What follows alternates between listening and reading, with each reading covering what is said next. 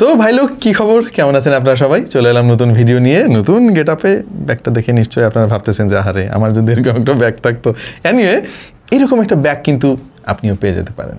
আমাদের আজকের ভিডিওর সঙ্গে এই ব্যাগের একটা সম্পর্ক আছে, আর সেটা হচ্ছে ভিভোর নতুন এই ফোনটা কিনলে কিন্তু আপনি পেয়ে যাবেন আশা করা যাচ্ছে এরকম একটা ব্যাগ, সঙ্গে আরও অনেক উপহার আছে। এনিওয়ে, কথা কম কাজ বেশি, বাংলাদেশকে ভালোবাসি, কিন্তু ব্যাগটা খুলতে গিয়ে তো ক্যাপই নেওয়া যাচ্ছিল। চশমাটা আপাতত আর পরা যাবে না, এই চশমা কিন্তু আবার পাবেন না, শুধু ব্যাগ পাবেন। এনিওয়ে, তো সবাইকে আমন্ত্রণ জানাচ্ছি আমাদের নতুন ভিডিওতে। আর আমাদের আজকের আলোচ্য বিষয় হচ্ছে ভিভো V60 লাইট।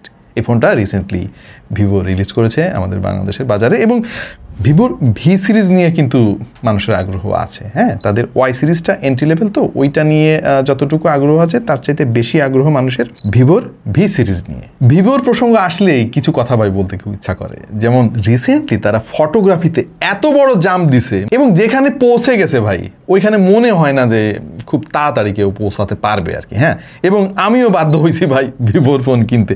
এনিয়ে ভিভোর ফটোগ্রাফি এখন যে জায়গায় আছে, ওই জায়গায় আমার মনে হয় না যে আইফোন তাদের এরকম ফ্ল্যাগশিপ ফোনগুলো দিয়েও পৌঁছাতে পারবে। হ্যাঁ, সো ফটোগ্রাফির ক্ষেত্রে কিন্তু ভিভোর বিকল্প আপাতত পৃথিবীতে অন্য কোনো ফোন দিতে পারতেছে না। কিন্তু ভিভোর এই ফ্ল্যাগশিপ ফোনগুলোর দাম তো অনেক অনেক বেশি হয়, মানে বেশিরভাগ মানুষের হাতের নাগালের বাইরে থাকে। তাহলে একটু কম দামে, যাতে পকেটের উপরে চাপ কম পড়ে, ভালো ছবি তোলার উপায় কি? তার জন্যই কিন্তু ভিভো তাদের ভি সিরিজটা আমাদের দেশে ইন্ট্রোডিউস করে, এবং আমরা দেখে আসছি বিগত কয়েক বছর ধরে। এর আগে ভিভো লঞ্চ করেছিল V50 লাইট, এবং এখন আমরা তার উত্তরাধিকার হিসেবে পেয়ে গেলাম V60 লাইট। বাট V50 লাইটের সঙ্গে কিন্তু V60 লাইটের বেশ পার্থক্য আছে। মানে সবচাইতে বড় পার্থক্য হচ্ছে V50 লাইট ছিল 4G ফোন ভাই, এবং V60 লাইট 5G।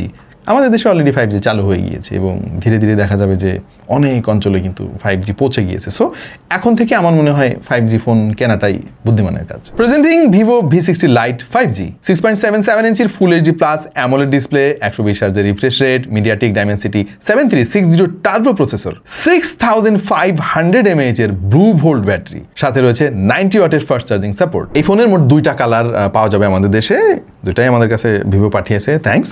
একটা হচ্ছে একটু গ্রেইশ টাইপের, ব্ল্যাকও বলা যেতে পারে, আর একটা একটু ব্লুইশ টাইপের। 256GB ভেরিয়েন্টের এই ফোনটার দাম বাংলাদেশের মার্কেটে 43,999 টাকা, মানে 40,000 টাকা আপনি দিবেন, আপনাকে একটা চকলেট দিবে ভিভো।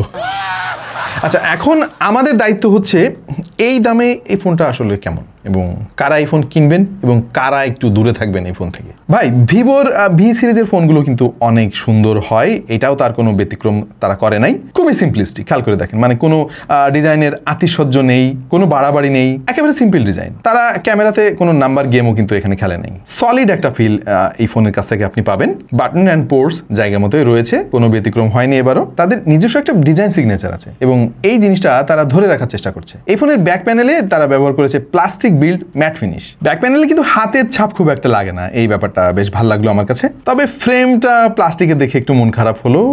এরকম দামি ফোনে মেটাল ফ্রেম থাকা উচিত, কিন্তু প্রিমিয়ামনেসের কোনো কমতি নাই। মানে ফোনটা ধরে আপনি শান্তি পাবেন। এজগুলো ফাইন টিউন করা, আপনি হাতে ধরে রাখলে বক্সি শেপ হওয়ার পরেও কিন্তু খুব একটা ব্যথা পাবেন না। থিকনেস হচ্ছে 7.59 মিলিমিটার, ওয়েট 195 গ্রামের আশেপাশে। ও বাই দ্য ওয়ে, এতে কিন্তু IP65 এর রেটিং রয়েছে, তার মানে হচ্ছে ধুলাবালি বা পানির ঝাপটা থেকে নিরাপদ। বাট আজকাল অনেক কম দামি ফোনেও কিন্তু IP69 এর রেটিংও আমরা দেখতে পাচ্ছি। সো এই জায়গায় আমার মনে হয় খানিকটা পিছিয়ে রয়েছে ভিভোর এই ফোনটা। ডিসপ্লেতে রয়েছে 6.77 ইঞ্চির ফুল এইচডি অ্যামোলেড প্যানেল তারা ব্যবহার করেছে, আর রিফ্রেশ রেট রয়েছে 120 হার্জের, পিক ব্রাইটনেস 3000 নিটস। ডিসপ্লেটা যথেষ্ট ব্রাইট, ইনডোরে তো অবশ্যই পারফেক্ট, আউটডোরেও খুব একটা সমস্যা আমাদের হয় নাই। আর এই ডিসপ্লের কালার রিপ্রোডাকশন কিন্তু যথেষ্ট ভালো, অনেক ব্রাইট, অনেক ভিভিড, প্রচুর কালার প্রডিউস করতে পারে, 1 বিলিয়ন কালার ডেপথ সাপোর্ট রয়েছে। তবে বেজেলটা আমার মনে হয় আরেকটু ন্যারো করতে পারতো ভিভো। আজকাল কিন্তু এর চাইতে কম দামি ফোনেও আমরা দেখেছি, বিশেষ করে নিচের দিকের বেজেলটা মানে সিমেট্রিক্যাল রাখতে পারেনি তারা। এখন আমরা আলাপ করব হার্ডওয়্যার নিয়ে, কারণ হার্ডওয়্যারই তো একটা ফোনের হার্টের মতো।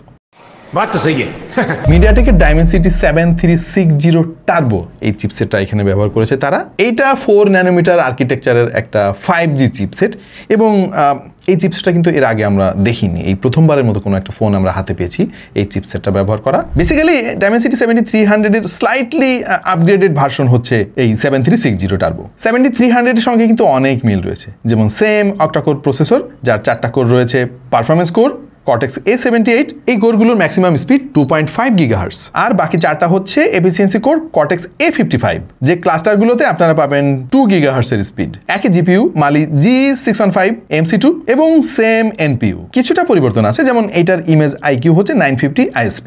সামান্য কিছু ইমপ্রুভ করেছে ইমেজ প্রসেসিং আর রিয়েল টাইম HDR ভিডিও সাপোর্টের জন্য। এই প্রথমবারের মতো যুক্ত করা হয়েছে অ্যাডাপটিভ গেমিং টেকনোলজি 3.0। এটা বেসিক্যালি গেমিং পারফরমেন্সটা আরেকটু অপটিমাইজ করার জন্য, আর সেই সাথে সফটওয়্যার অপটিমাইজেশন করা হয়েছে বেশ খানিকটা ব্যাটারি আর পারফরমেন্স এনহান্স করার জন্য। এখন এত কিছু করে মানে আসলে কাজের কাজ কি হয়েছে সেটা তো অবশ্যই আমরা আমাদের টেস্ট ফেস্ট করে আপনাদেরকে জানাবো। আমরা টেস্ট করেছিলাম এটার AnTuTu, আর স্কোর এসেছে 8,87,580। গিগবেঞ্চে সিঙ্গেল করে 991 আর মাল্টি করে 2,753 স্কোর এসেছে। ভিভোর যতগুলো ফোন আমরা রিসেন্টলি রিভিউ করেছি তার একটা তালিকা দেখেন। আপনি যদি দামের কথা মাথায় রাখেন তাহলে দেখেন এই ফোনটা কিন্তু বেশ ভালো অবস্থানে রয়েছে, কারণ তাদের 75,000 টাকার X80 ফোনের চাইতেও কিন্তু স্কোর বেশ খানিকটা বেশি এসেছে। তবে হ্যাঁ, আমার একটা অবজারভেশন হচ্ছে ভাই, ফোনের দাম তো প্রায় 45,000 টাকার কাছাকাছি।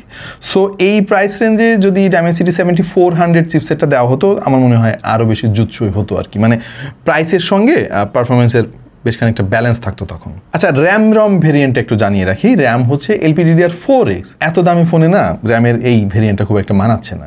LPDDR4X আমরা কম দামি ফোনগুলোতে দেখে থাকি, তবে স্টোরেজের যে ভেরিয়েন্ট ওইটা আবার ভালো আছে, UFS 3.1, যেটা ফোনকে অনেক বেশি ফাস্টার করবে লং রানে স্পেশালি। Android 15 রয়েছে আউট অফ দ্য বক্স, সঙ্গে ভিভোর ফান্টাস ওএস। ইউআইটা অনেক ক্লিন ভাই, ভিভোর ফান্টাস নিয়ে কোনো কথা হবে না, এটা one of the best UI. হ্যাঁ, আরেকটু ফাইন টিউন করা দরকার, যেমন আমার কাছে একটু হেভি মনে হচ্ছিল ইউআইটা, তবে ইউআই ওভারঅল আমাদের কাছে বেশ স্মুথ এবং ফ্লুইড লেগেছে। আর যদি পারফরমেন্স নিয়ে কথা বলি ভাই, এটা পারফরমেন্স যথেষ্ট ভালো, মানে ডে টু ডে টাস্ক যেমন social media browsing, video streaming, multitasking এবং মিডিয়াম গ্রাফিক্সে গেমিং ইত্যাদিতে সব স্মুথলি অপারেট করতে পেরেছে ফোনটি। তবে ব্যাকগ্রাউন্ডে প্রচুর অ্যাপ থাকলে তখন হালকা একটু স্লো লেগেছে আমাদের কাছে, বিশেষ করে আপনি যখন হেভি ইউসেজ করবেন তখন কিছু মাইক্রো স্টার্টারের দেখা পেতে পারেন। তাছাড়া app opening, closing, app switching, app animation এবং র্যাম ম্যানেজমেন্ট চিপসেট ওয়াইজ ঠিকই আছে। ওভারঅল আমাদের কাছে গেমিং এক্সপিরিয়েন্স ডিসেন্ট মনে হয়েছে। PUBG, call of duty, free fire, asphalt 9 যে গেমগুলো আমরা সবসময় খেলে থাকি আর কি, প্রায় সবগুলোই আমরা স্মুথ গেম প্লে করতে পেরেছি। তবে কিছু হাই গ্রাফিক্স কম্প্রোমাইজ করতে হয়েছে। পাবজি এর সুপার স্মুথ গ্রাফিক্স সেটিংসেও ল্যাগ ফ্রি খেলা গেছে, আর লং গেমিং সেশনে ফোন কিছুটা ওয়ার্ম হয়, তবে ওভারহিটিং হয়নি। আমি বলবো ক্যাজুয়াল গেমারদের জন্য ঠিকঠাক। আমাদের থার্মাল ক্যামেরায় আমরা এটার হিট টেস্ট করে দেখেছি, আমাদের কাছে খুব একটা বেশি মনে হয় নাই। এবার আসি ব্যাটারি নিয়ে আলাপ করতে। এখানে ভিভো আমাদেরকে হতাশ করে নাই। 6500 mAh ব্যাটারি তারা দিয়েছে, যেটা স্ট্যান্ডার্ডের চাইতে বেশ খানিকটা বেশি আমি বলবো।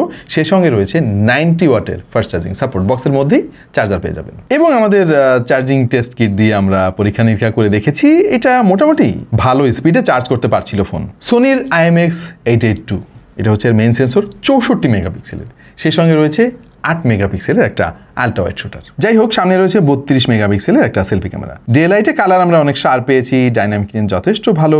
ইনডোর কন্ডিশনেও কিন্তু ছবির ডিটেইল খুব একটা হারিয়ে যায়নি। লো লাইটে কিছুটা নয়েজ দেখা যায়, তবে নাইট মোড আবার ভালো এনহ্যান্স করে, বিশেষ করে অরা লাইটটার কারণে। অরা লাইটটার কারণে লো লাইটেও ডিসেন্ট ছবি পাওয়া যায়। আপনি চাইলে অরা লাইট ওয়ার্ম বা কুল করে নিতে পারবেন। আমরা অরা লাইট ইউজ করে বেশ কিছু ছবিও তুলেছি। যতই অরা লাইট থাকুক না কেন ভাই, মানে অন্ধকারে ছবি তুললে নয়েজ থাকবেই, এটাই স্বাভাবিক। তবে পর্যাপ্ত আলো থাকলে বেশ ভালো ছবি পাওয়া যায়। ক্যামেরা ইউআইটা যথেষ্ট ভালো মনে হয়েছে আমার কাছে, প্রচুর ফিচারে ঠাসা। এই ফোন দিয়ে আমরা বেশ কিছু পোর্ট্রেট ছবি তুলেছি এবং সাবজেক্ট সেপারেশন আমি বলবো যে দাম বিবেচনায় বেশ ভালোই করে দেখিয়েছে ভিভোর এই ফোনটা। তবে হ্যাঁ, একটু কমপ্লিকেটেড ব্যাকগ্রাউন্ড থাকলে দেখবেন যে ঝামেলা করে ফেলে, মানে চুলের আশপাশ একটু ব্লার করে ফেলে আর কি, বাট যথেষ্ট ডিটেল ধরে রাখে, এইটা বেশ ভালো একটা ব্যাপার। সেলফি ক্যামেরাটা যথেষ্ট ভালো, skin tone close to natural আর ডিটেল এভারেজ মনে হয়েছে আমাদের কাছে, মানে সোশ্যাল মিডিয়ার জন্য রেডি ফটো প্রোভাইড করে এইটা বলা যায়। ভিভোর ভি সিরিজের ফোনগুলো সবসময় আমাদেরকে দারুণ ক্যামেরা উপহার দেয় এবং এখানেও কিন্তু তার কোনো ব্যতিক্রম আমরা দেখতে পাইনি। প্রত্যেকটা ছবি কিন্তু আমাদের কাছে বেশ ভালো লাগছে, কালারগুলো খুবই স্যাচুরেটেড। ইভেন লো লাইটে আমরা প্রচুর ছবি তুলে দেখেছি, চমৎকার আউটপুট দেয়। সো ভিভো V50 ক্যামেরা নিয়ে কিন্তু ভাই আমার কোনো কমপ্লেন নাই। যদি ছবি তোলার জন্য আপনার এই বাজেটের কোনো একটা ফোন দরকার হয় তাহলে ভিভো V60 লাইট কিন্তু আপনাকে হতাশ করবে না। ভিডিও রেকর্ড করতে পারবেন সর্বোচ্চ 4K 30 FPS এ এবং স্টাবিলাইজেশন বেশ ঠিকঠাকই মনে হলো। অবশ্য 1080p-তে আপনি 60 FPS এ শুট করতে পারবেন। আর এটা হচ্ছে front camera sample. In case you are wondering, যারা টুকটাক ব্লগিং করতে চান, আই থিঙ্ক তাদের কাজে আসবে এই স্যাম্পলটা। আর আওয়াজ যেটা এই মুহূর্তে শুনতে পাচ্ছেন, সেটা সরাসরি এই ফোন থেকে রেকর্ড করা। ডুয়াল স্টেরিও স্পিকার রয়েছে, ভলিউম বেশ লাউড, যেটা ভিভো বলছে যে 400 পর্যন্ত বাড়ানো যাবে। তবে এটা আমার কাছে একটু গিমিকি মনে হয় আর কি, মানে 100%টাকেই তারা 400% করেছে। এনিওয়ে এটা মুভি দেখার সময় বা মিউজিক এনজয় করার সময় বেশ ইমার্সিভ একটা ফিল দেবে আপনাকে। তবে বেস খুব ডিপ না, ব্যালেন্সড মনে হয়েছে আমার কাছে। তবে ফোনের কল কোয়ালিটি যথেষ্ট ভালো। এটা যে ফ্ল্যাশ লাইট যথেষ্ট ব্রাইট এবং হ্যাপটিক মোটরটাও কিন্তু পাওয়ারফুল ফিডব্যাক দিয়েছে। এর ইন ডিসপ্লে ফিঙ্গারপ্রিন্ট নিয়ে আমার তেমন কোনো অভিযোগ নাই। এই বাজেটে অপটিক্যাল দিয়েছে তারা, যেটা হওয়ারই কথা, এবং স্পিড আমার কাছে মনে হয়েছে যে ঠিকঠাক, বাট অ্যানিমেশনের জন্য হালকা একটু ডিলে মনে হতে পারে কারো কারো কাছে। এআই ফিচারের অভাব নাই এই ফোনে, যেমন AI eraser, AI imaging studio, AI force season একটা ফিচার রয়েছে। এটা আবার আমার অনেক ভালো লাগে, মানে আপনি একটা ছবি তুলে আপনি বিভিন্ন সিজনে ছবিগুলোকে ট্রান্সফর্ম করতে পারবেন। জিনিসটা ফানি, বাট খুব বেশি যে কাজের ওইটা বলা যাচ্ছে না, মজা করে আপনি করতে পারেন। তবে এআই ফটো এনহান্স ফিচার রয়েছে এবং ভিভোর ফোনগুলোতে এই জিনিসটা বেশ ভালো কাজ করে। কানেক্টিভিটির জন্য রয়েছে ওয়াইফাই 5 এবং ব্লুটুথ 5.3। এই চিপসেটটা কিন্তু ব্লুটুথ 5.4 সাপোর্ট করে, সো ভিভোর উচিত ছিল ওইটা দেওয়া, কারণ 5.3 চাইতে 5.4 কিন্তু বেশ খানিকটা এগিয়ে, বিশেষ করে ল্যাটেন্সি কম থাকে এবং পাওয়ার এলই বা লো এনার্জি কিন্তু আরও বেটার কাজ করে আর কি। এর ফলে ব্লুটুথ ডিভাইসগুলো আপনি যখন কানেক্ট করবেন ফোনের সঙ্গে, ব্যাটারি কম কনজিউম করবে আর কি। আমাদের দেশে ভিভোর একটা ফ্যান বেজ রয়েছে এবং তারা ভিভো ফোন কেনে, প্রচুর পরিমাণে কেনে। ইভেন আমি গ্রামাঞ্চলেও দেখেছি অনেক মানুষ ভিভোর ফোন রেগুলারলি ব্যবহার করে, এবং ভিভোর ফোনগুলোর স্পেক প্রাইস অনুযায়ী অনেক বেশি স্যাটিসফ্যাক্টরি যে থাকে সবসময় সেইটা না, কিন্তু যেটাই থাকে ওইটা আবার লং রানে সাস্টেইন করে। এই জিনিসটা আমি দেখেছি, মানে আমার অনেক আত্মীয় স্বজন এরকমও আছে যে ভিভোর ফোন 4-5 বছর ধরে ঠিকমতো চালাচ্ছে আর কি। এখন সবার তো আর ওই রকম হেভি স্পেকের ফোন দরকার হয় না, সবাই আবার গেমিংও করে না। সো এই ফোনটা মূলত যারা স্টাইলিশ ফোন চান এবং ভালো ক্যামেরা চান, অনেক বেশি ব্যাটারি ব্যাকআপ চান, খুব দ্রুত ফোন চার্জ হয়ে যাক এরকম চান, আপনার বাজেট যদি এরকম 40-45 হাজার টাকার আশেপাশে থাকে, তাহলে এই ফোনটা আপনি কিনতে পারেন। তবে তারপরও আমি বলবো যে প্রাইসিংয়ের দিক দিয়ে ভিভোর আরেকটু মানে সুনজর দেওয়া উচিত। বিশেষ করে এই ফোনটার দাম যদি ধরেন 35-এর আশেপাশে থাকতো, আমার মনে হয় বেশ ভালো একটা ডিল হইতো আর কি। ইভেন আরেকটা ভেরিয়েন্টও তারা, মেমোরি ভেরিয়েন্ট তারা এখানে রাখতে পারতো, একটাই ভেরিয়েন্টে পাওয়া যাবে। ও বাই দ্য ওয়ে, এই ফোনটা কিনলে কিন্তু এরকম সুন্দর একটা ব্যাগ, সেই সাথে আবার রিরো S90 মডেলের একটা পাওয়ার ব্যাঙ্কও আপনি পেয়ে যেতে পারেন। আর একটা ইনফরমেশন শেয়ার করে রাখি, দামের ব্যাপারে আলাপ হচ্ছিল ভিভোর সঙ্গে। এখন ভিভো বললো যে ভাই আমাদের 35,000 টাকা আর একটা ফোন আছে, তো এই ফোনটারই একটা 4G ভেরিয়েন্ট আছে এবং ওইটার দাম এক্স্যাক্টলি 35,000 টাকা, আর 8GB 256GB এই ভেরিয়েন্টে পাওয়া যাবে। সো যাদের বাজেট আর একটু কম তারা ভিভোর ওই 4G ভেরিয়েন্টটা নিতে পারেন, বাট ওভারঅল আমার কাছে মনে হয়েছে যে আর একটু প্রাইসের দিকে নজর দেওয়া উচিত ভিভোর। আপাতত এই ছিল আমাদের আজকের ভিডিও। আপনার কাছে কেমন লাগলো অবশ্যই জানাতে পারেন কমেন্ট সেকশনে। এরকম আরও অনেক ভিডিও নিয়ে হাজির হয়ে যাবো সামনে ইনশাল্লাহ। ততদিন পর্যন্ত সবাই ভালো থাকুন, সুস্থ থাকুন আর দেখতে থাকুন টেক টু দ্য পয়েন্ট।